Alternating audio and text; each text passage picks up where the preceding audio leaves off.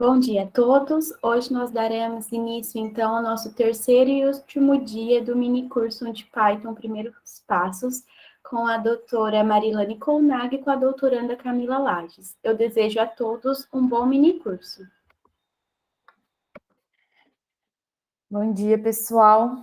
Então, hoje a gente vai continuar aqui, né, com o nosso último dia e vamos estender para a terceira estrutura básica de programação, né? A primeira são a estrutura sequencial. Então, toda vez que a gente pensa que um código ele tem uma sequência, né, de cima para baixo, uma coisa não acontece antes que o que está lá anterior tenha acontecido.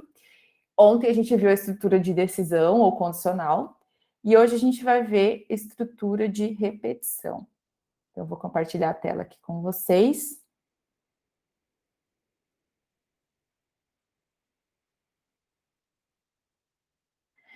Então, hoje a gente vai ver estruturas de repetição. Então, a gente vai relembrar aqui, vou falar o que é estrutura de repetição no cotidiano e sem falar de código, né, para a gente entender. E a gente vai ver dois tipos de estrutura. Uma é repetição com N passos, quando a gente sabe quantas vezes a gente quer repetir um determinado conjunto de instruções, e o outro que é repetição dada uma condição. E aí o que acontece? Uma coisa muito importante, né? Toda vez que a gente está fazendo um código, desenvolvendo um algoritmo, a gente tem que atentar que ele sempre tem que ser finito. Então, na estrutura de repetição, normalmente, quando a gente cai num loop infinito, que vê que o código não para de rodar e era uma coisa que era para ter acabado, normalmente é quando a gente está fazendo uma estrutura de repetição. Então, uma coisa que a gente tem que ter cuidado, né, já, é garantir que a nossa estrutura, ela seja finita, que ela pare em um determinado momento, tá?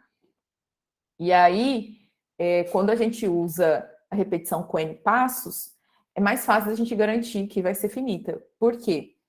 Porque a gente fala lá, ó, eu quero que você rode isso daí 10 vezes.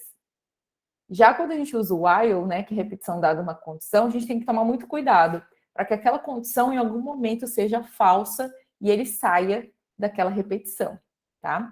Então, é um ponto bem importante quando a gente está trabalhando com repetição. Então, relembrando, ou para quem nunca teve contato com nenhuma estrutura de programação, sabendo agora, né? Estrutura de repetição é exatamente isso. Quando você tem um conjunto de coisas para fazer repetidamente. Então, eu tenho ali, estou lá na academia e tenho que fazer uma série com 20 flexões, né? Então, ao invés do instrutor chegar para você e falar assim, faz uma flexão, faz outra reflexão, faz outra flexão, 20 vezes, ele só chega e fala, faça a flexão 20 vezes, faça esse movimento 20 vezes.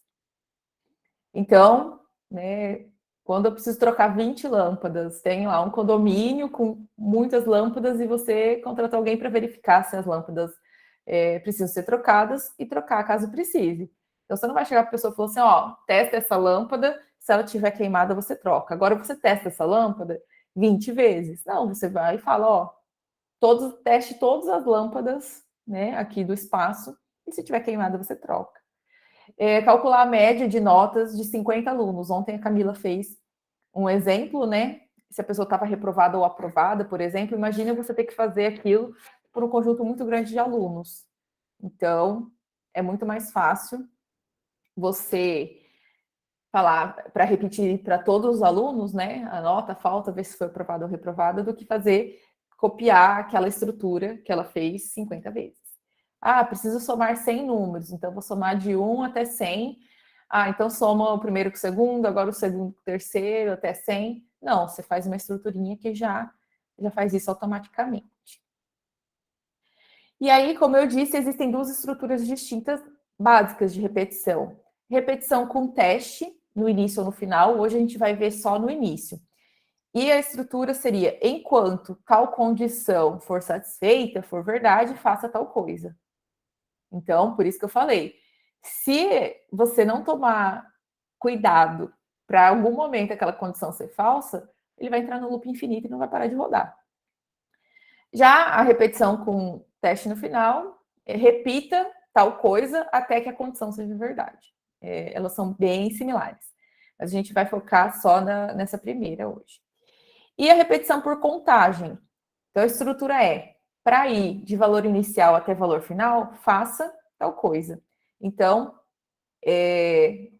nessa repetição por contagem, a gente já tem sempre definido uma variávelzinha, normalmente a gente usa aí, JK, que ela já vai, você fala, ó, você vai começar em tal, terminar em tal, pode até ter um incremento também, andar de 2 em 2, 3 em 3, né? Mas normalmente a gente usa sequencial. E ela vai andando sozinha. Então, ó, quero que você vá de 1 até 10. Ela vai 1, automaticamente na segunda ela já sabe que é o 2, o 3, até contar os 10 que precisa. Então, ao utilizarmos a repetição, a gente está fazendo com que o fluxo de execução se repita em algum trecho do algoritmo.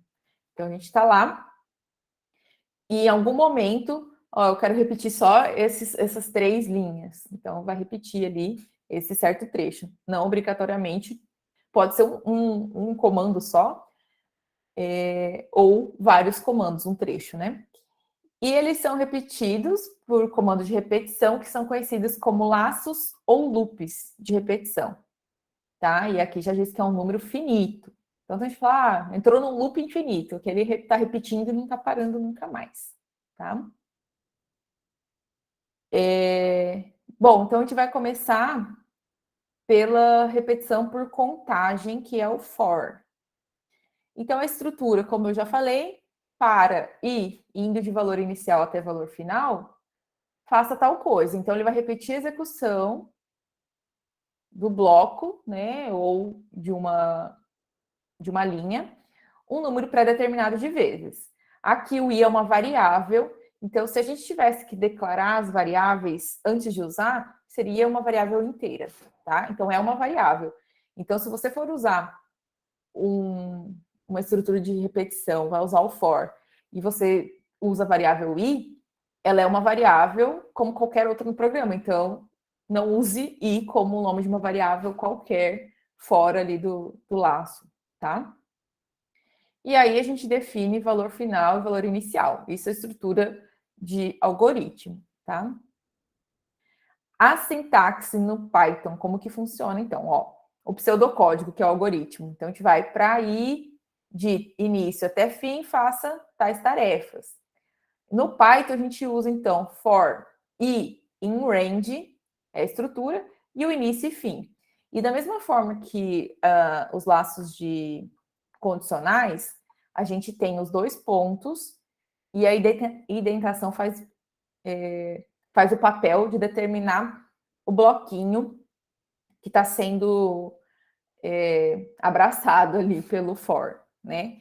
Porque como a gente comentou, a Camila comentou, o que a gente usava? Normalmente a gente usava chaves em C, por exemplo, e você delimita tudo, o bloquinho de comandos que você quer que repita, né? Aqui no Python ele é determinado pelos 2 pontos, né? Seguido da indentação. Acho que eu estava falando muito rápido, que eu já comecei muito agitado o dia. Estou respirando agora. Se tiver muito apressado, se vocês tiverem alguma dúvida conforme eu for falando, podem interromper, tá? E as meninas me avisem, tá bom? Se eu perder alguma coisa aqui no chat. O intervalo definido como início e fim, ele é fechado no início, do lado esquerdo, e ele é aberto no fim. Ou seja, né, o início está contido no meu intervalo, porém o final não. Então, se eu definir, por exemplo, um for in range 1 até 10, ele vai começar no 1 e vai parar no 9, tá? Então, à esquerda ele é fechado, só que no fim ele é aberto, ele sempre para um antes do fim. E outro detalhe, se você não necessita porque assim, muitas vezes a gente vai ver aqui exemplos, a gente aproveita que a gente sabe que essa variável i, cada vez que ela está andando ali, cada vez que é executado o bloquinho, ela incrementa 1 ali, automaticamente. Então, às vezes a gente já aproveita isso. Vamos supor, a gente vai ver um exemplo que a gente vai somar os n primeiros números naturais. E aí a gente define o i começando de 1 até até o N, que aí a gente aproveita ele para ir fazendo essa soma, porque a gente sabe que cada loop ele está andando, ele vai no 1, 2, 3, 4. Agora, se a gente quer fazer uma repetição, só quero que, que não dependa do i, que ali no bloquinho, né, que está definido, a gente não use essa variável i, a gente só quer que, eu quero que repita 10 vezes. Então, a gente não precisa definir início e fim. A gente define exatamente aqui, por exemplo, for in range 10, e o que ele vai fazer é rodar automaticamente do 0 até o 9 aqui, por exemplo. E aí ele roda 10 vezes. Então, isso é muito usado quando a gente precisa que rode tantas vezes, mas não interessa onde começa ou onde termina, né? Então, aqui faltou até uma indentaçãozinha. Então, quando a gente está interessado em só quantas vezes vai rodar, ou a gente quer automaticamente que comece do 0 e termine no n-1, a gente não precisa identificar início e fim. A gente só identifica o valor. Então, por exemplo, for in range 10, ele vai começar do 0 e vai terminar no 9 automaticamente, e eu não preciso determinar início e fim, tá? E aí é uma outra coisa, às vezes a gente usa o i, às vezes não precisa usar ali dentro para nada. A gente só vai usar para repetir várias vezes aquilo, mas a variável é usada única e exclusivamente nessa linha. Às vezes não, às vezes a gente usa ali dentro. Mas a gente vai ver vários exemplos nesse sentido. Então, vamos começar calculando a média aritmética simples de 20 alunos, dadas as notas da prova 1 e 2.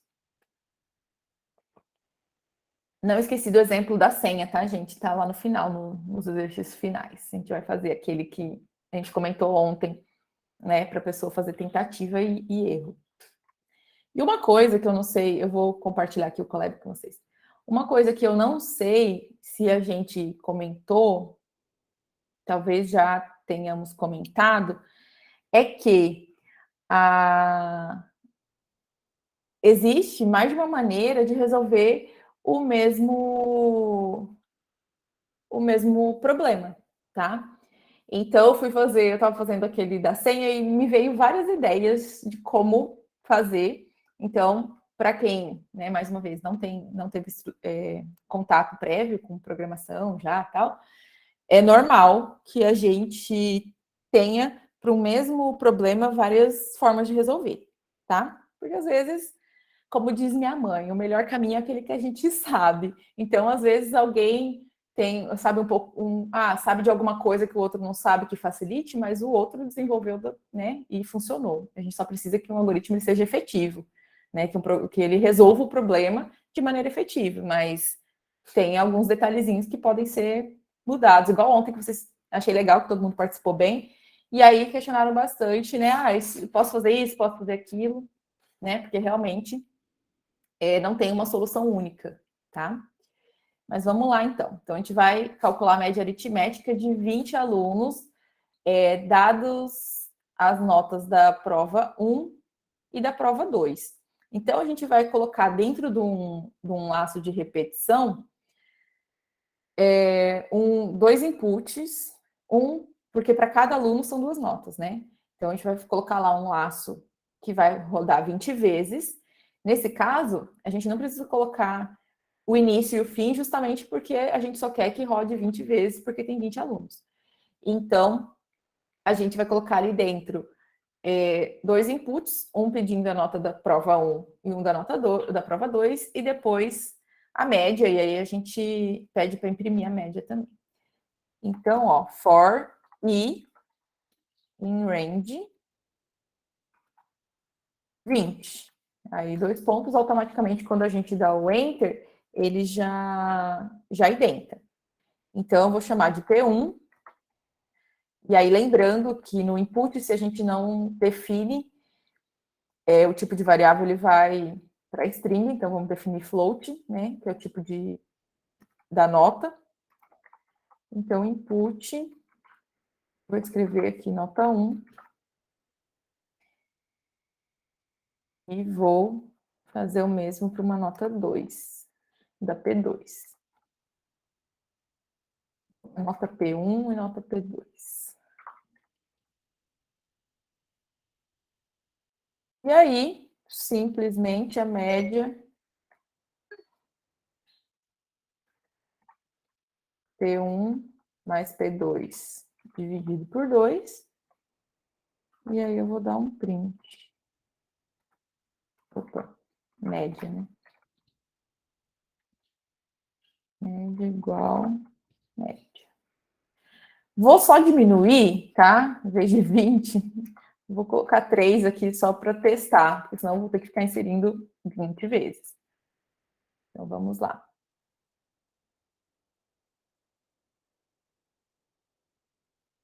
Está inicializando, então ele demora um pouquinho mais. Então, vamos lá, nota da P1. 6, P2, 5.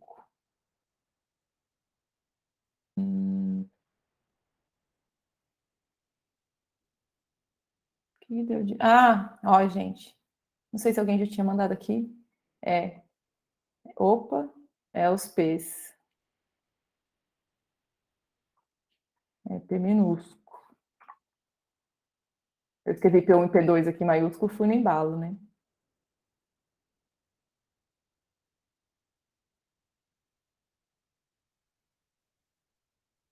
Calma que tá indo, gente. Eu acho que tá indo.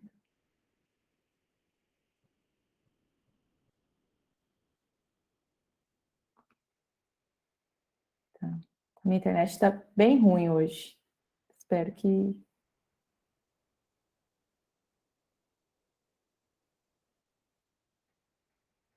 Não caí não, né? Tô aqui ainda. Tá ainda. Nossa, mas tá muito lento. Vou atualizar a página. Ver se vai.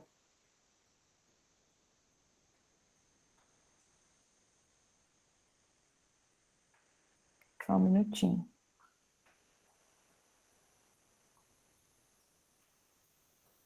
Agora vai.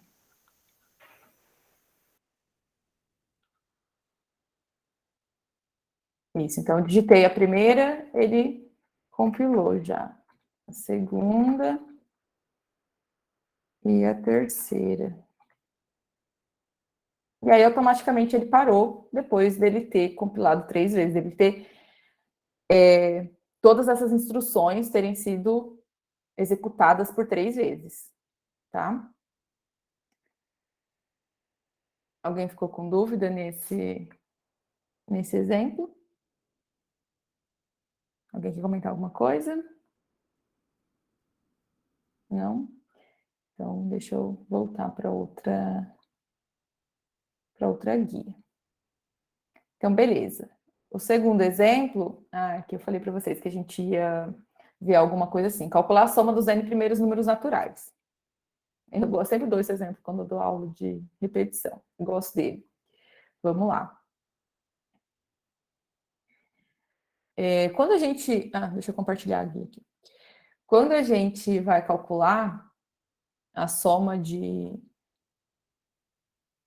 n naturais, toda vez que a gente vai fazer, na verdade, uma soma, toda vez que a gente tiver um somatório, acho que vai ter um outro exemplo que a gente vai ver mais no final. Uma estratégia que a gente tem que adotar é sempre criar uma variável que vai estar carregando essa soma automaticamente não, né? Mas que vai estar sempre atualizando a soma. Por quê? Quando a gente tem uma soma de uma grande parcela de números, a gente não soma tudo de uma vez. Exatamente porque, por exemplo, aqui está pedindo a soma dos n primeiros naturais. Mas a gente não sabe quem é esse n, quem vai dar esse n é o usuário. Então, não tem como a gente falar, soma 1 mais 2 mais 3 mais 4 até 15, porque a gente não sabe se o usuário qual é o valor de n. Então, a estratégia é a gente sempre somar parcelinha por parcelinha. Então, eu somo o primeiro, o resultado eu somo com o segundo, o resultado eu somo com o terceiro, o resultado eu somo com o quarto, e assim sucessivamente. Então, eu começo uma variável que eu normalmente chamo de soma, igual a zero, e aí o zero ela vai somar com o 1 vai somar com o 2, aí esse resultado de 1 mais 2 a gente soma depois com o 3, o resultado a gente soma com o 4 e assim sucessivamente. Então, a gente não faz uma coisa que soma tudo de uma vez, né? Então, é por parcelinhas. Então, o que a gente vai fazer aqui? Primeira coisa, o usuário vai me dar o valor de N. Então, eu vou definir primeiro a variável soma igual a zero aqui que eu comentei. E agora eu vou definir N, que vai ser dado pelo usuário. Vai somar lá 1 até o N. E aí ele é um inteiro. Então, o input vai ser dentro do inteiro.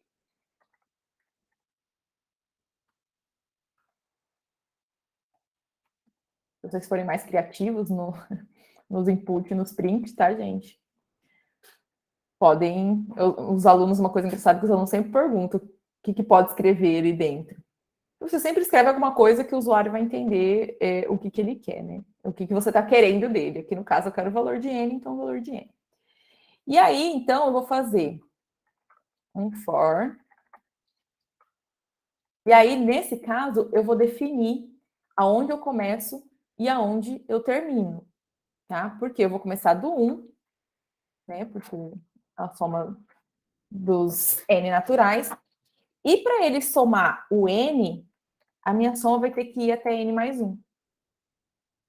Porque se eu colocar o I num range até N, ele para no N menos 1. Lembra que ele é aberto na direita, né? Então, sempre tem que colocar um a mais do que aquele que eu quero. E daí, a soma, ela vai receber soma mais I. E lembra que eu falei que algumas vezes a gente pode usar o I, e aqui é um caso. Né? Aqui em cima, a gente não usou o I aqui dentro em nenhum momento. Mas, nesse caso, a gente usa. Porque eu vou aproveitar que ele vai andar de 1 até N, que são os valores que eu vou querer estar somando. Então, a soma vai começar lá com 0 mais 1, que é o primeiro, e guardou. Aí, na próxima, ela vai pegar o resultado e vai somar com 2, porque o I já foi para 2. A próxima, ela vai pegar o resultado, o próprio resultado anterior, e somar com 3. E assim sucessivamente, até somar os N naturais. E aí, aqui embaixo, eu vou colocar um print.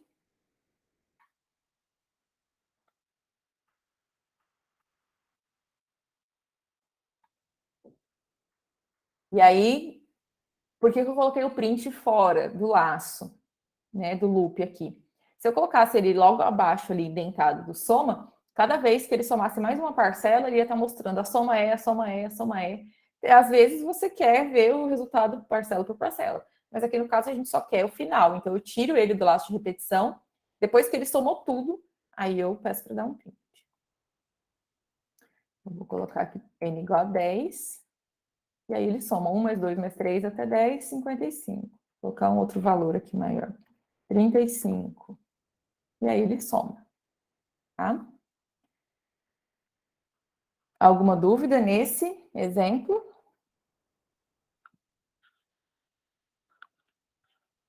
Não? Então vamos para o próximo.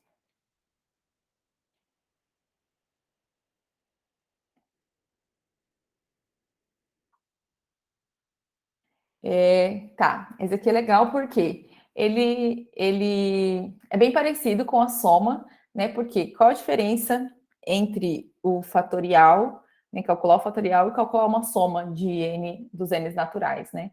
Na soma, automaticamente o nome já diz, a gente está usando uma soma, e o fatorial nada mais é do que um produto de 1 até n. A gente, né, representa, obviamente, do n até o 1, mas o resultado é o mesmo se a gente somar, se a gente fazer o produto do 1 até o n, certo? E aí, então, o que a gente vai fazer? Deixa eu compartilhar aqui. Aqui, no caso, a gente vai criar uma variável que vai estar auxiliando a gente, que aqui, no caso, a gente chamou de soma, aqui eu vou chamar de FET, de fatorial. E aí, quando a gente fez a soma, a gente inicializou ela como 0. O problema é que se a gente inicializar o FET, aí, a nossa variável que vai estar nos auxiliando como 0, ele vai toda hora zerar, porque está fazendo um produto por 0. Então, a gente começa o FET com o valor 1, exatamente, né? Na soma a gente coloca o elemento neutro da soma, né? E aqui é o do produto. Então, a gente vai começar com FET igual a 1. E aí, mais uma vez, eu vou pedir para o usuário o valor inteiro. Opa.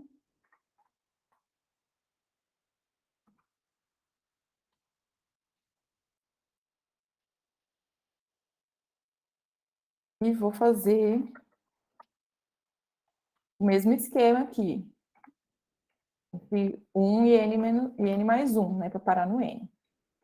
E aí vai ser a mesma coisa aqui. O FET vai ser FET, só que é um produto por i. Porque então ele vai pegar, vai multiplicar por 1, o resultado vai multiplicar por 2, por 3, por 4 e assim sucessivamente. Opa.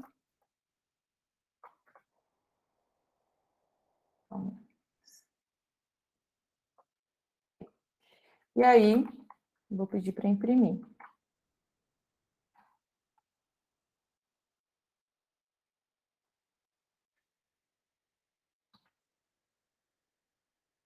Beleza.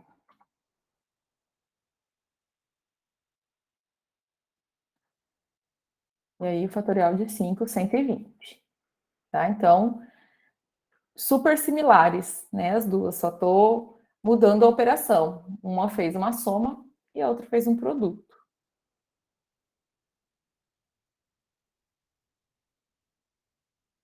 Tá. Eu tinha comentado, só que sem fazer nada com vocês, que a sintaxe do laço de repetição, ele deixa a gente determinar o tamanho do passo. É que o mais usual é a gente ter passo 1, então a gente emite isso. Emite é ótimo. A gente omite o passo. Então, se a gente só coloca o intervalo, o inicial e o final, automaticamente ele vai entender que é de 1 em 1. Mas a gente pode, por exemplo, né, aqui, por exemplo, imprimir os números de 0 a 20 múltiplos de 5. Então, a gente pega de 0 a 20 e anda de 5 em 5. E aí, então, a gente coloca um intervalo de 0 a 20 com passo 5. E aí, executando isso, a gente vai ter 0, 5, 10 e 15. Tá? Então, quando a gente não define nada, como a gente já viu, o passo é padrão, que é 1.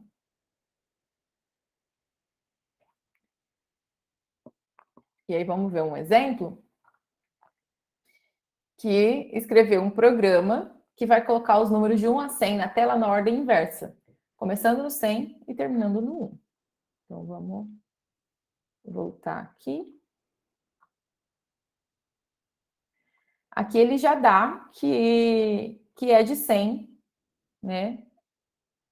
De 0 a 100. Então, a gente já sabe, não precisa pedir para determinar nenhum valor. Então, a gente vai direto fazer um for.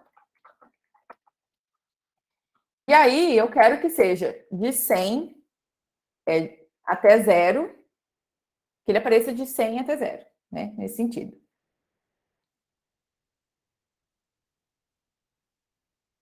Samuel, você quer dizer... Isso, tem que colocar de 0 até 21 para imprimir o 20. Ele sempre para no anterior.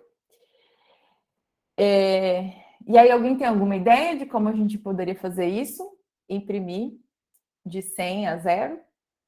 Na ordem inversa, né? De 100 a 0.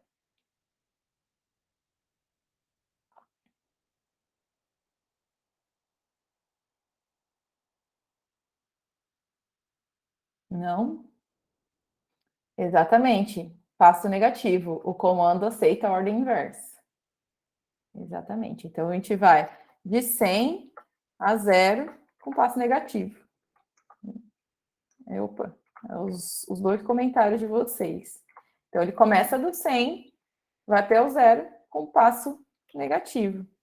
E aí, eu vou colocar aqui print i. Opa. Só isso, porque o código não está pedindo mais nada da gente, o exemplo. E aí, ele imprimiu aqui do 100, 99, até o 1. Justamente porque ele para, da mesma forma que ele para no anterior, que o intervalo aqui, então aqui ele parou no 1. Então, a gente teria que ir até menos 1 para ele ir até o 0, tá? Sempre é assim, não é o maior ou o menor. Ele pega o n-1 do maior, ele para no n-1. Não, é do que está à direita, que aqui no caso era o 0. tá? Mas é só para ilustrar que a gente consegue, né, tanto fazer na ordem inversa, quanto usar passo negativo, quanto usar qualquer outro valor para o passo. Para ele imprimir essa lista na horizontal, não sei. Desse jeito aqui, não. Porque ele roda o primeiro, a gente está dentro de um laço, né? No próximo ele vai para o segundo, no próximo ele vai para o terceiro. Aí a gente teria que fazer isso levando em consideração vetores, eu acho. Né, Camis? Você acha que tem alguma outra coisa? Eu acho que teria que ir salvando os is num vetor e mandar imprimir com espaço entre uma posição e outra. Aí já era... Ou converter o i para string e ir concatenando numa string com espaço, alguma coisa desse tipo. Aí já era um pouquinho mais trabalhoso. Mas dá, é que a gente não vai entrar aqui em vetor, matrizes, né? Mas é uma opção. Vamos voltar aqui, então.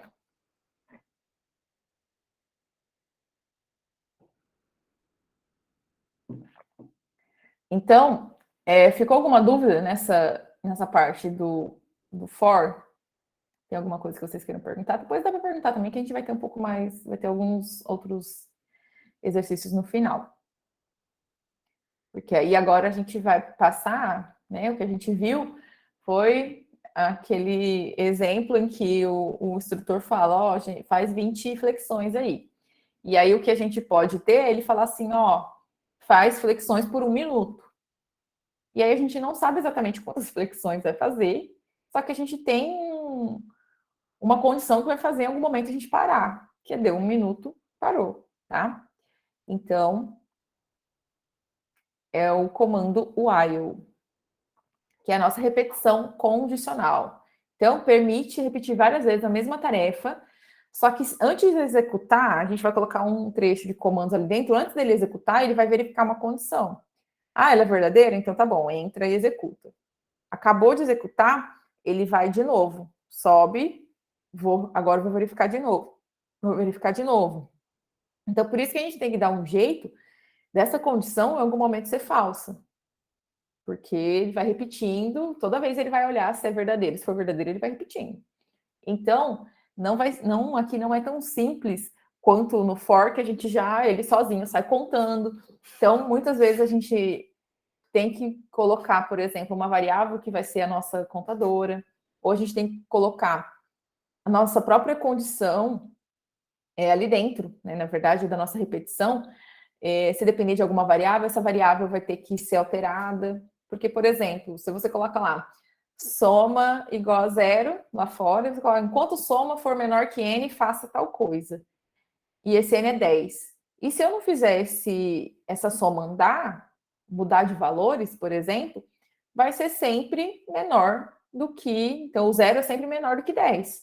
E se em nenhum momento o 0 mudar de valor, ou o n mudar de valor, de modo a aquela condição em algum momento ser falsa, vai ficar para sempre ali rodando. Então, lembra que a Camila ontem falou de fritar ovo, né? Foi falando das condições, e aí a gente tem aqui uma condição. A condição que era, o ovo tá estragado ou não, né? Aqui a gente pode falar, enquanto eu tiver ovo para fritar, eu vou fritar.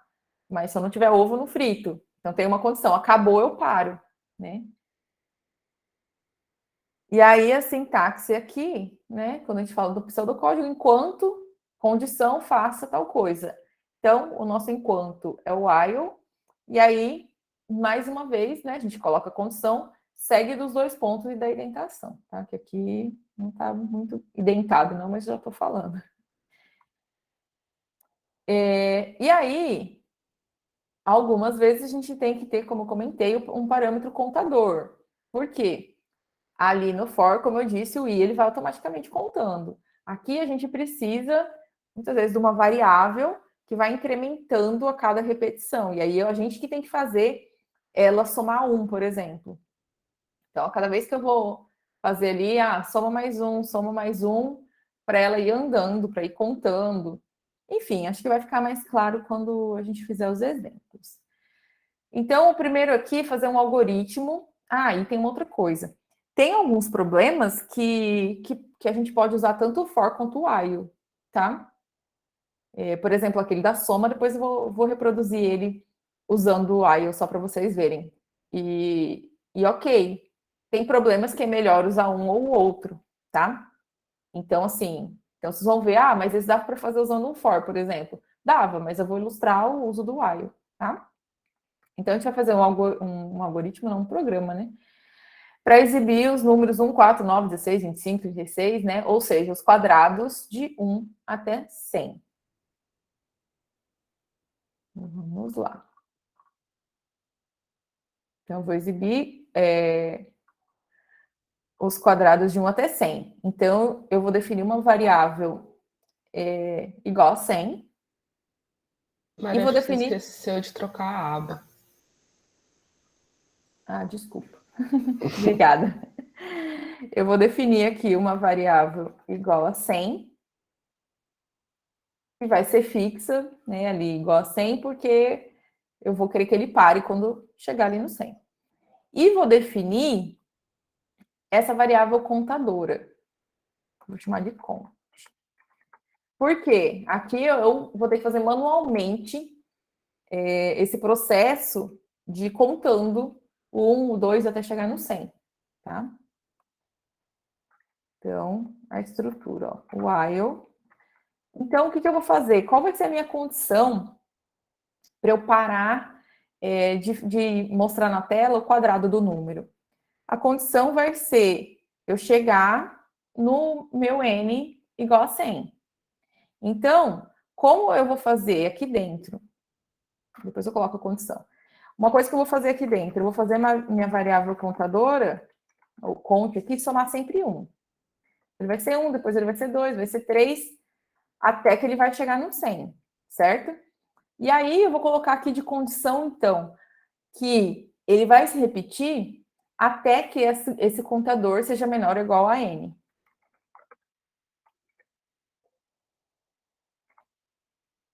Então, notem que, se eu não fizesse, depois eu vou ainda colocar aqui os quadrados, tá, gente? Mas se eu não fizesse esse contador andar aqui e deixasse ele fixo, igual a 1, tudo que eu colocasse aqui dentro desse loop, ele ia ficar infinito. Por quê? Porque o meu contador é igual a 1, o count igual a 1, ele vai ser sempre menor ou igual a 100. Então, eu tenho que bolar uma estratégia para que, em algum momento, essa condição aqui seja falsa. E, nesse caso, o melhor é a gente fazer andar manualmente, sempre somando 1, tá?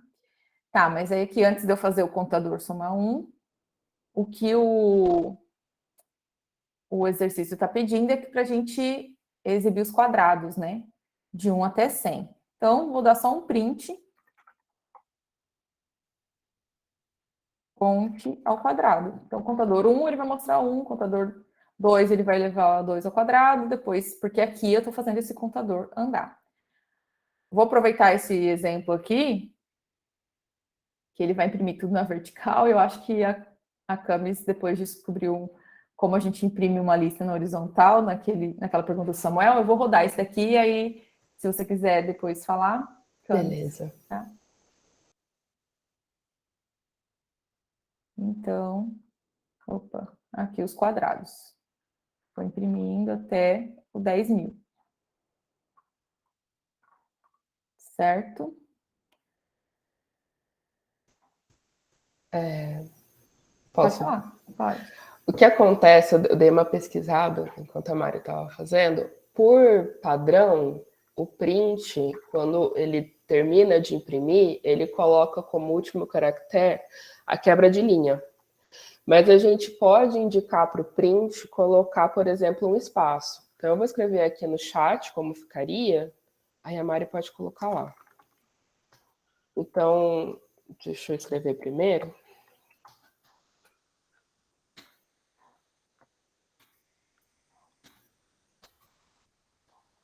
Então, a primeira entrada é o i ou o que você quer imprimir, no caso desse segundo exercício seria o count ao quadrado.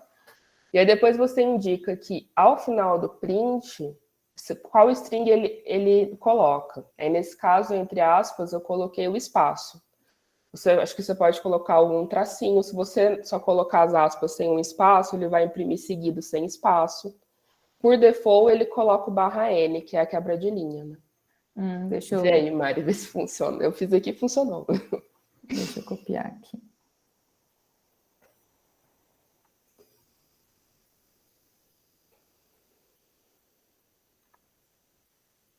Assim, né? Isso.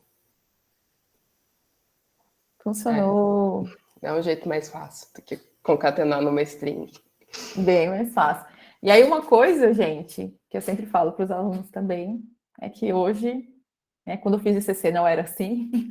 Nem quando eu Não fiz vou falar também. da minha idade, mas não é que assim, tinha já internet, tá? Tinha, mas não tinha tanto material.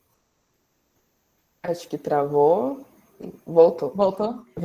Tem muito material disponível e tem muita coisa que a gente também não lembra ou não sabe e sai pesquisando. Então, assim, tem muito fórum. Você vai descobrindo as coisas conforme você vai tendo problemas para resolver, né? Então, essa é uma coisa que eu sempre falo para os alunos, para buscar sempre ir atrás das coisas, né? Ter essa curiosidade. E eu nunca tinha parado para pensar nisso, né? Então, o Samuel deu ali, a gente já deu uma pesquisadinha. Eu também não tinha parado para pensar nisso, porque em C é meio que natural, vai ficar um do lado do outro, né? Você tem que dar o espaço também. Mas eu nunca tinha pensado em Python. Acho que a Mari travou outra vez. Vou esperar. Voltei. Voltou. A internet está péssima, gente. Já tinha avisado a Camila que se eu sumisse aí era para ela sumir.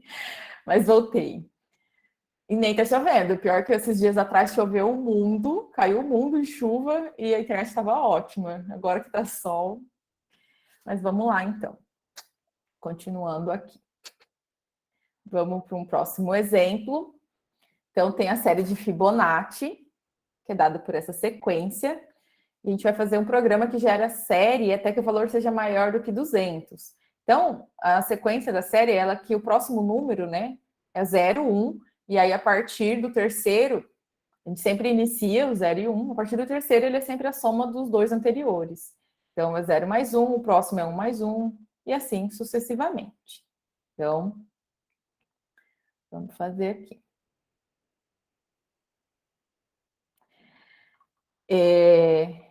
Vou dar deixa eu ver se eu coloquei. Até 200, tá? Então, vou definir aqui, para começar, algumas coisas que o exemplo estava pedindo, que é o n igual a 200, e vou já definir os dois primeiros valores, tá? Mais uma coisa, gente, esse é o jeito que eu fiz, tá? Mas pode ser que tenha até uma forma mais fácil, pode ser que vocês encontrem outras maneiras de fazer. Mas aí eu vou definir já, então, os dois primeiros valores, né? 0 e 1, porque a gente sempre faz os próximos como a soma deles. E aí, como a gente está sempre fazendo soma, né? A gente vai lembrar de definir uma variável aqui igual a zero, que em algum momento a gente vai usar para estar somando valores. Só que o que acontece aqui? Nesse caso, a gente não está somando uma sequência. A gente vai somar 2. E aí, no próximo loop, esses dois já não são o mesmo. Então, vamos... eu vou ter, assim, sempre o primeiro e o segundo. Somei eles dois. No próximo loop, os que era segundo passa a ser primeiro e o segundo passa a ser o próximo. Então, a gente vai fazer sempre uma troca. Somou, agora essa variável passa a ser essa e essa passa a ser essa. Então, a gente vai definir sempre a primeira como A e a segunda como B. Então, vamos começar aqui fazendo. Vou fazer, como a gente está dentro do while, né? Vou fazer um while. E aí a nossa condição vai ser até que a nossa soma aqui, Fibonacci, porque ela que vai estar somando, seja menor que 200. Eu acho que no exercício é menor. Na verdade, eu coloquei até que o valor seja maior que 200. Na verdade, até que ele seja menor, né? Que 200. Depois vou arrumar ali no slide. Então, a gente vai até que, quando a gente for fazendo a soma, ela chegue num valor menor que 200. Então, tá. Eu tenho aqui o primeiro e o segundo. E aí, então, o meu próximo valor vai ser A mais B. Então, eu tenho o primeiro que é 0, o segundo que é 1. O terceiro valor vai ser 1 de novo, que é a soma de A mais B. Certo? E aí eu vou imprimir esse valor.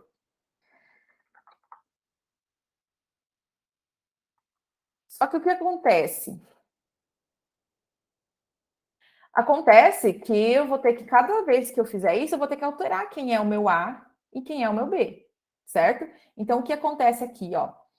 O A era 0, o B era 1.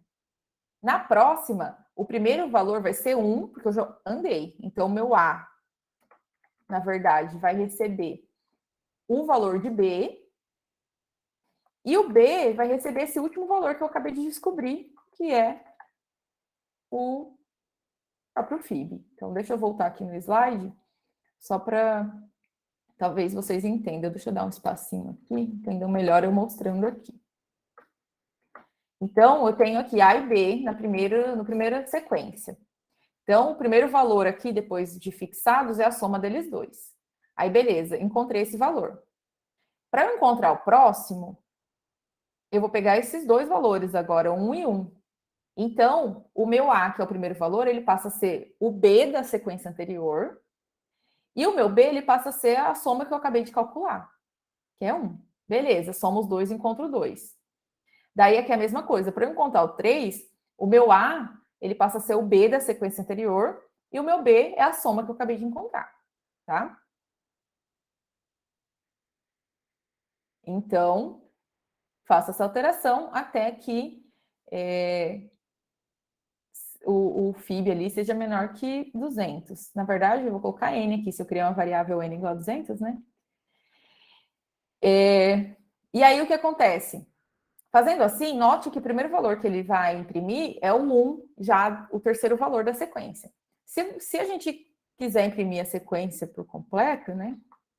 Eu posso colocar um print A e um print B aqui antes para ele exibir o 0 e 1. Tá? Mas senão a gente pode começar a partir daqui, mas é só para ele exibir os primeiros, e aí a partir daqui ele exibe a sequência, tá? Vou diminuir o valor aqui para 20, só para a gente ver aqui a sequência.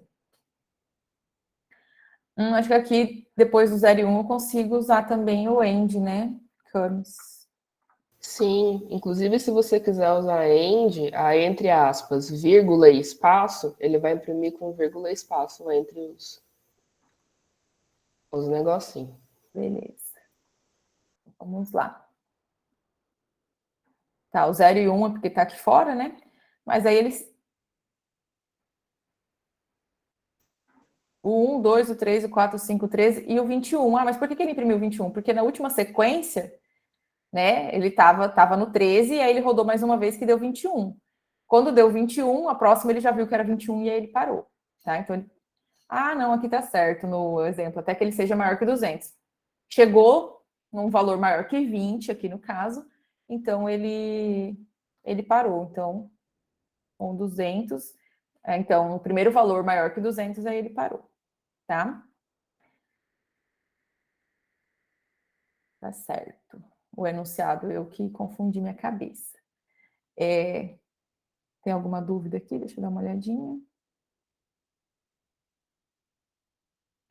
Isso, Samuel, exatamente isso. Só que aí a gente coloca primeiro o A igual a B, depois o B recebe o FIB, a ordem, tá? Porque se colocar primeiro o B, aí depois o A vai receber o B e fica os dois igual a sominha lá que a gente fez. Por isso que eu falei que a primeira estrutura básica de programação é a sequência. A gente tem que definir certinho a sequência, porque se a gente trocar a ordem ali, às vezes dá ruim. Exatamente. Então, vamos voltar aqui para os slides. Vamos praticar. Na verdade, a gente já está praticando, né, até agora, mas agora tanto faz a gente usar a estrutura do for ou do while, tá? E aí vamos adaptar primeiro, então, a programa da senha 1, 2, 3, 4. Eu vou fazer o seguinte, eu vou deixar 10 minutinhos para vocês tentarem fazer esses exercícios e aí eu reproduzo com vocês, tanto esse quanto o próximo, tá? E só para vocês ir tentando fazer, que eu acho que é mais... É melhor colocar a mão na massa, mas aí eu vou fazer ele depois, tá? Então, esse primeiro, a gente vai adaptar aquele programa da senha 1, 2, 3, 4 de ontem. Então, a senha padrão é 1, 2, 3, 4. E aí, se a pessoa digitar a senha correta, acesso liberado. Se digitar a senha inválida, a gente pode repetir o processo. Deu inválido, ele pode tentar de novo. Só que aí, após 3 tentativas, vem um aviso, ó, sua senha foi bloqueada. Se ele tentar mais, só 3 vezes, tá? Então, eu vou dar 10 minutinhos, até 10 horas, para vocês tentarem fazer, e aí eu faço logo em seguida. E qualquer dúvida, vocês podem ir mandando aqui, tá?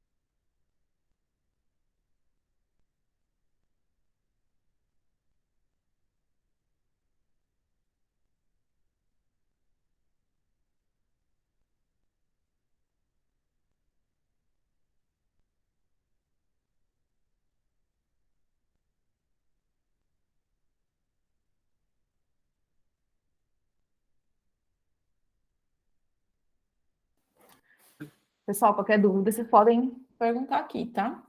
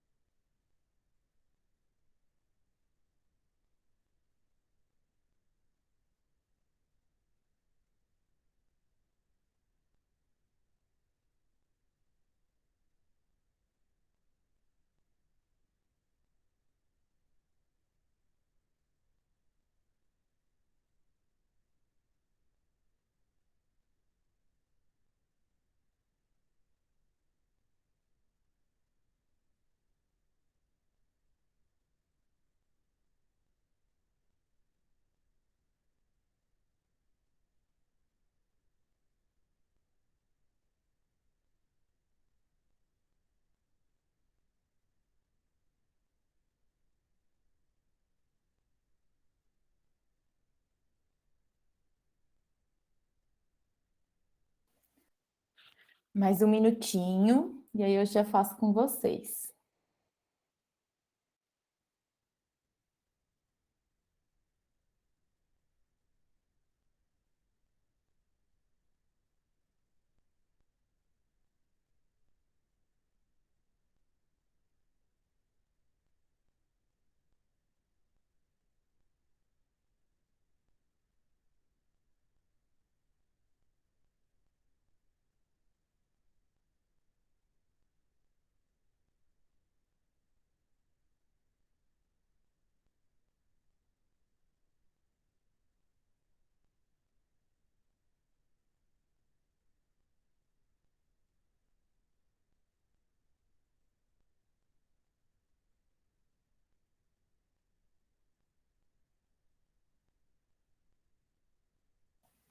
Pessoal, vamos lá. Vou fazer com vocês.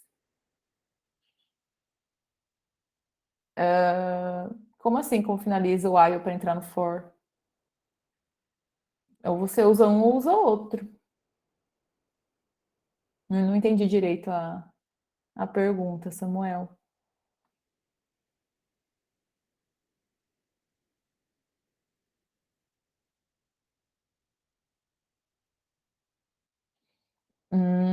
Tá, o que finaliza é você tirar a indentação. Tudo que tá ali, aí se você quiser colocar outro, é só tirar ele da indentação.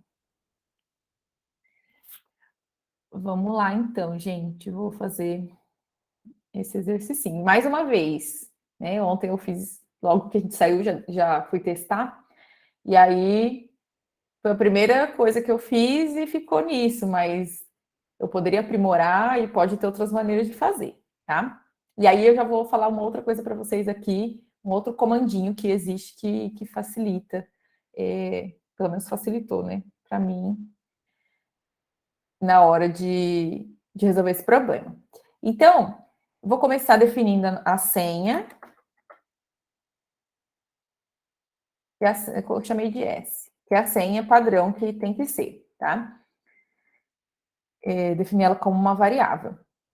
E aí eu vou criar uma variável chamada tentativas. E aí vocês vão ver que vai ser igual a zero. E aí cada vez, qual é a lógica? Cada vez que ele entrar na senha que é inválida, né? Porque a gente vai juntar o for ou o while. Eu fiz com for e com while, mas eu vou usar o while aqui.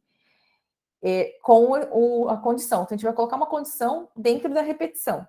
A repetição que vai ser ali, enquanto tentativas for menor que 3, sei lá, e vou colocar ali a condição que a gente fez para resolver a senha, tá?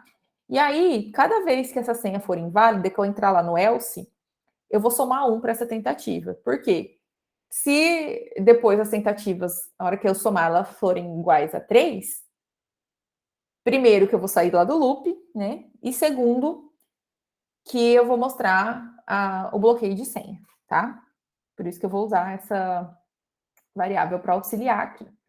Então, eu vou usar aqui, no caso, o while tentativas menor enquanto for menor que 3. Então, o que eu vou fazer? Aqui dentro, eu vou pedir para ele digitar a senha e vou verificar se a senha é igual àquela outra senha ou não. Então, vou chamar de senha. E aí, como ela é uma string, vou deixar ela no formato que ela tá. Vou colocar um input direto, né? Não vou ter que colocar um outro formato. Digite a senha. Beleza, ele digitou a senha, ou ela, né? A pessoa. Opa, compilei, gente, sem querer. Digite a senha. E aí eu vou fazer, então, aquela condição. Se senha for igual a S, então, beleza, eu vou dar um acesso aqui. Acesso liberado.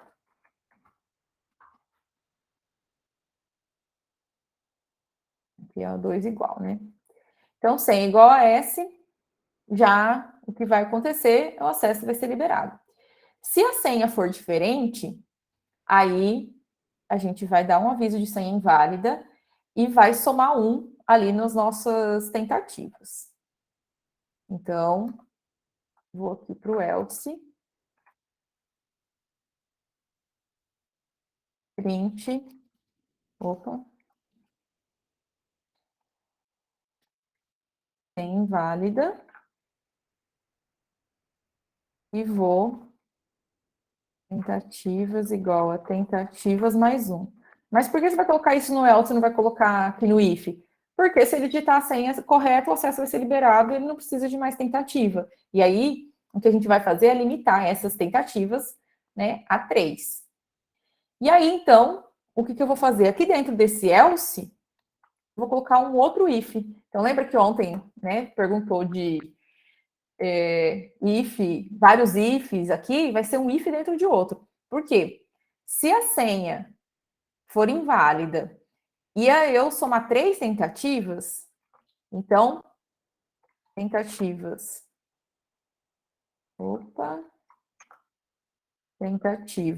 igual a 3, e aí eu vou mostrar, então, que a senha, além da gente mostrar a inválida, ela vai estar bloqueada.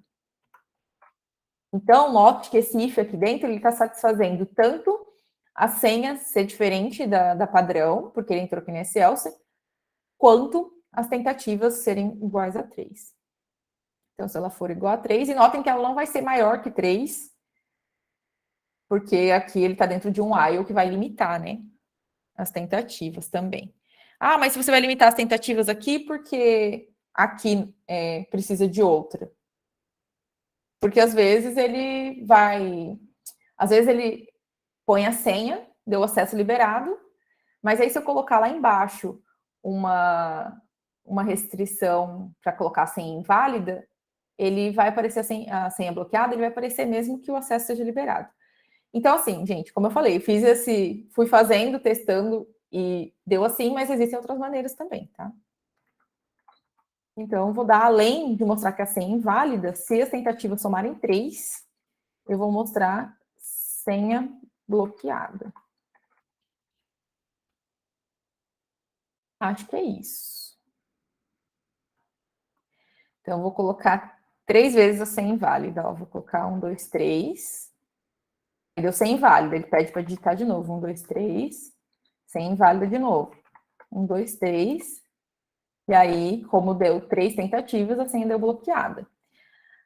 Aí, vê que a senha não vai ser bloqueada se eu errar só 2 vezes, por exemplo. Então, vou colocar 1, 2, 3.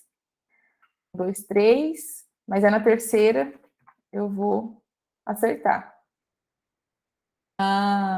Viu, gente, como a gente tem que testar todas as possibilidades.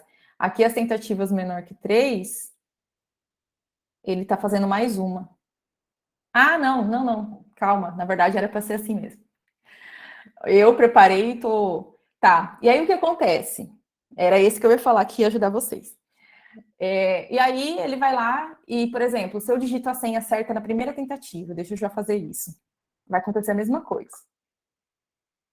O acesso foi liberado, mas ele pediu para digitar a senha de novo. Isso porque eu coloquei aqui para ser tentativas menor que 3.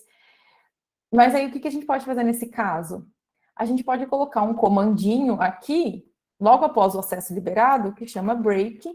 E aí o que acontece? Assim que ele entrar aqui e aparecer acesso liberado, ele sai daí de dentro e não compila mais. É o que está tudo aqui dentro. Então, vamos lá de novo. Acesso liberado e acabou, tá? Eu já tinha feito para avisar. Então, tem alguns comandinhos que vão facilitar nesse sentido, tá? Então, o break é um deles. E aí, o break ele vai sair daqui do while. Se eu tivesse colocado, por exemplo, mas então vou colocar um break aqui e vou colocar esse senha bloqueada lá embaixo. Fora, sem o if ali de tentativas igual a 3, ele não ia funcionar, porque ele sai aqui desse laço e ele iria para o que está no próximo bloco, digamos assim, tá? Então, automaticamente, o que tivesse aqui embaixo, ele ia aparecer, tá?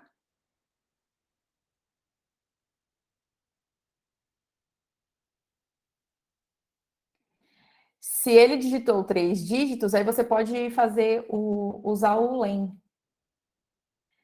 Então, deixa eu copiar isso daqui. Sem invalidar, você quer dizer. A gente não vai ter tentativa, tá, sem contar. Então, deixa eu só copiar aqui. O que a gente poderia fazer aqui, ó. Não vai contar o número de tentativas. O que a gente vai fazer... Ou talvez, sei lá, só colocar 10 tentativas, não. Vamos colocar um for aqui e limitar por 10 tentativas só para não ficar eternamente, né? Mas aí o que você pode fazer? Ele digitou a senha aqui, certo? E aí o que a gente pode criar? Uma variável x que vê o tamanho de senha. Esse len, na verdade, ele tem Eu esqueci agora. Camis, você sabe me dizer se ele é dentro de uma biblioteca? Agora eu não lembro. Eu acho que não, acho que ele tá na padrão mesmo, que eu usei ele para testar os negócios aqui e eu não carreguei nada. Tá. Então ele vai lá e coloca o número de caracteres. Então a primeira coisa que a gente vai fazer, ó, se a senha for igual a essa, acesso liberado, break. E aí o que a gente pode fazer? O else. Dentro do else, né? A senha não vai ser igual se os caracteres forem diferentes. E aqui dentro do else, eu vou fazer mais um if, que é se o x, por exemplo, for diferente de 4, é o tamanho padrão.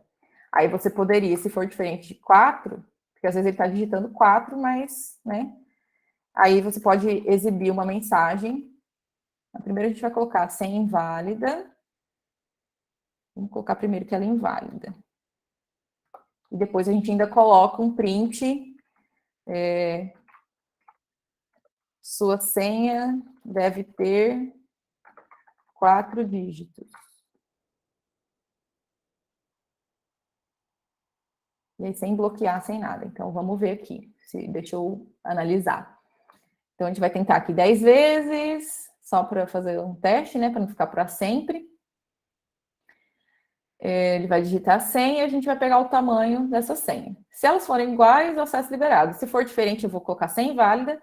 E se ainda, além disso, ela não tiver for diferente de 4, a gente manda mais uma mensagem.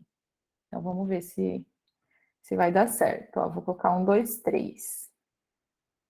É inválida, e aí ele coloca, a sua senha deve ter 4 dígitos, tá? Aí, se eu colocar uma senha com 4 dígitos, mas que não seja a senha, ele só diz que é inválida, mas aí não mostra a mensagem que tem que ter 4 dígitos. E aí, se eu digitar a senha correta, aí ele sai. Legal, né? Eu gosto de dar esse exemplo de senha, porque é uma coisa que, lógico, que a gente pode fazer uma coisa muito mais elaborada, mas é uma coisa que a gente sempre está fazendo ali, digitando a senha e tem um algoritmo ali por trás que está verificando se a senha é aquela, se não é, ó, sua senha tem que ter maiúsculo, nananana, tudo aquilo, né? Então, isso é legal, que é uma coisa do nosso dia a dia. Vamos para o outro exercício. Isso, nos caixas eletrônicos também, né? Os que não são com digital, né? Que tem uns agora que é tudo digital, mas é bem isso. Eles fazem, no caso da digital, eles fazem a mesma coisa, mas eles comparam, né, a imagem, né? Na verdade, a imagem da digital vira um código e eles comparam esse código. Enfim. Mas é tudo feito comparação mesmo. Vamos fazer esse exercício. Mais uma vez, eu vou deixar um tempinho para vocês fazerem, tá? E aí, então, é a fórmula matemática que a gente tem para aproximar o valor de π. Então, ela é 4 vezes 1 sobre 1 menos 1 sobre 3, mais 1 sobre 5 menos 1 sobre 7. Então, resumidamente, ela é 4 vezes essa soma. Parece, desculpa, cabuloso de fazer isso. Mas lembrem que a gente tem um somatório ali. Então, a gente vai fazer lá aquela soma igual a zero e vai somando sempre parcelas com essa cara, de modo que o nosso n aqui seja o i do for, tá? Então, tentem fazer essa soma e daqui 10 minutinhos eu faço com vocês. Alguém levantou a mão, Vitaliano, pode falar. É só uma dúvidazinha aí na fórmula. No início, o 4 está multiplicando tudo, essa soma, ou só é o... Isso, você faz toda a soma, depois o resultado você multiplica por 4. Porque na primeira expressão aí do π, é como se ele estivesse multiplicando só o primeiro termo. Eu fiquei na dúvida. Aqui, né? Não, mas a gente leva em consideração aqui, depois ele multiplica a soma toda. Obrigado.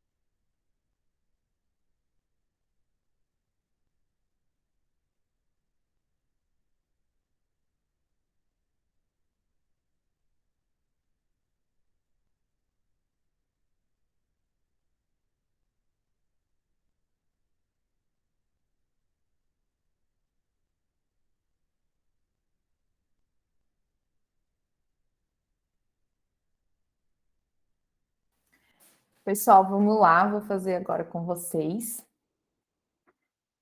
Para vocês verem que não é tão cabuloso quanto parece. Deixa eu compartilhar aqui. Então, vamos lá. Bom, a gente tem uma soma aqui, né, que quanto... Deixa eu voltar aqui para os slides.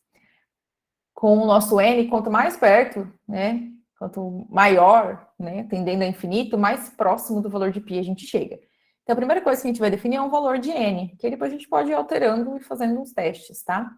Então, eu vou começar aqui com n igual a 100, tá? Que é esse valor que está na nossa soma. E aí, né, como eu já disse, como a gente vai fazer uma soma de parcelas, a gente cria sempre uma variável soma igual a zero, que vai estar acumulando essa soma, tá? E aí, nesse caso, eu vou fazer um for com i, começando do zero, né, e indo até o n, tá? Então, ele vai começar, eu coloquei aqui só o n, porque aí lembra, quando a gente não coloca nada, ele começa do zero e termina no n menos 1. E aí, porque aqui o nosso somatório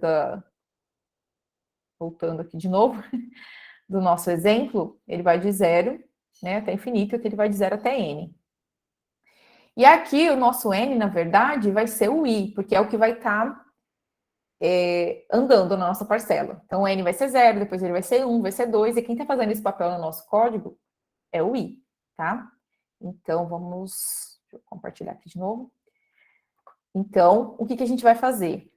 Vai fazer essa soma, receber a própria soma, que é o anterior, e aí eu vou pegar essa expressãozinha que a gente tem e escrever ela aqui, alterando o n pelo i, porque o i é a variável, né, que a gente está caminhando. Então, ele é menos 1 elevado a n, tá? Então, a gente vai colocar menos 1 elevado a i. Vou colocar 2 parênteses aqui, porque um por menos 1 e outro porque é uma divisão, é uma fração, né? Então, menos 1 elevado a i, lembrando, né, que o elevado aqui é os 2 asterisco, e voltando aqui, dividido por 2n mais 1, que aqui no caso, então, vai ser 2 vezes i mais 1. Então, vou dividir por 2 vezes i mais 1. Certo? Então, é exatamente a expressão, deixa eu voltar aqui no slide mais uma vez, é exatamente essa expressão que a gente tem aqui, só lembrando que quem está andando ali, né, fazendo o papel do n, no nosso código é o i. Então, é menos 1 elevado a i, dividido por 2i mais 1. Ah, mas e o 4? O 4 a gente faz o produto depois, tá? O que vai estar dentro do nosso laço é o que está aqui. E depois o resultado a gente vai multiplicar por 4. Então, fizemos a soma, e aí o resultado final, vou chamar de x, ele é igual a nossa, 4 vezes a nossa soma. E aí eu vou dar um print em x. Então, vamos começar com um valor menor, só para a gente ver, né? Vamos colocar o n igual a 10. E aí, ele deu 3,04. Aí, vou voltar aqui no 100. Aí, ele já deu 3,13. Vou por 1000. E aí, ele já chega bem mais próximo do 3,14. E aí, é legal para a gente ver também essa aproximação. Quanto maior o valor de n, quanto mais n tende a infinito, mais próximo do valor do π a gente chega. O 4 está aqui no final, ó. X é igual a 4 vezes soma. Samuel. É o que eu falei, o 4 está fora, fica fora do... Ah, tá. Bom, e aí, para finalizar, eu vou deixar só um desafiozinho para vocês fazerem, para vocês tentarem fazer, e aí a gente já finaliza o curso, falo algumas coisas, Camila, tal, mas eu vou só para finalizar, eu coloquei aqui um desafiozinho para vocês tentarem fazer, que é verificar, né, dado um número inteiro positivo N, se ele é primo. Tá? E aí a gente usa bem essa junção de repetição com condição, tá? E aí, então, para vocês tentarem fazer. Bom, gente, o nosso mini curso chegou ao fim, tá?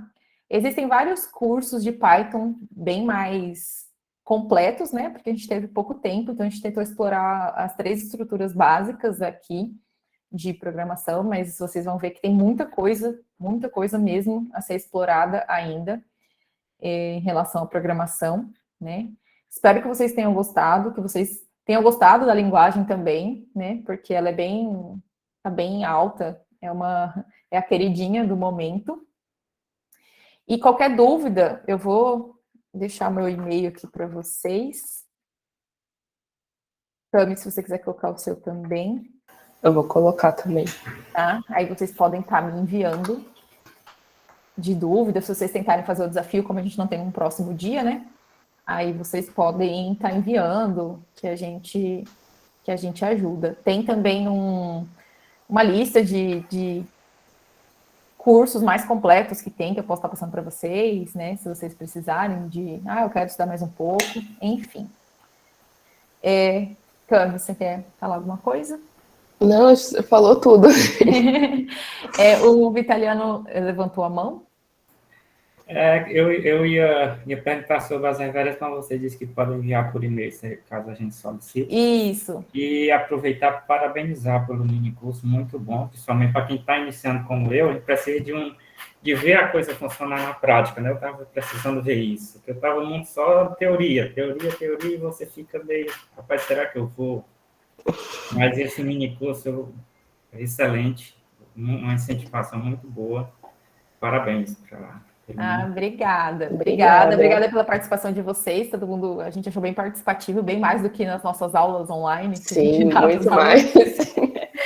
E qualquer dúvida, precisando de alguma coisa, só enviar um e-mail para a gente. Rafa?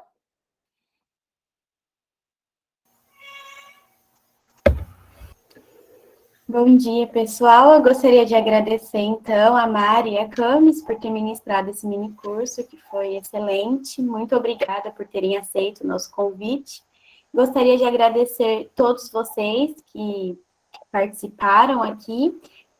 Também gostaria de pedir, né, se vocês puderem, quiserem abrir a câmera e para a gente tirar um printzinho aqui da tela. Deixa eu arrumar, que hoje Deixa eu me tá arrumar meio também. bagunçado. Sorte que nenhum gato vai aparecer, que eles estão para lá. Eles são bem-vindos, seus gatos são fofinhos.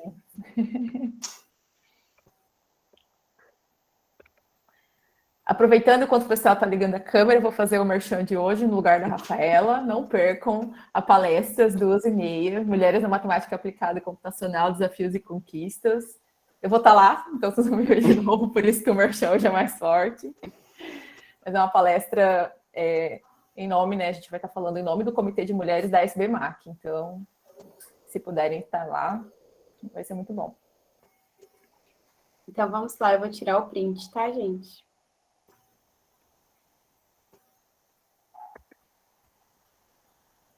Tem alguns para garantir, reforçando, né, o convite da Mari, então nós teremos a palestra da SBMAC, teremos sorteio de 3 livros no final da palestra, então participem. Imperdível!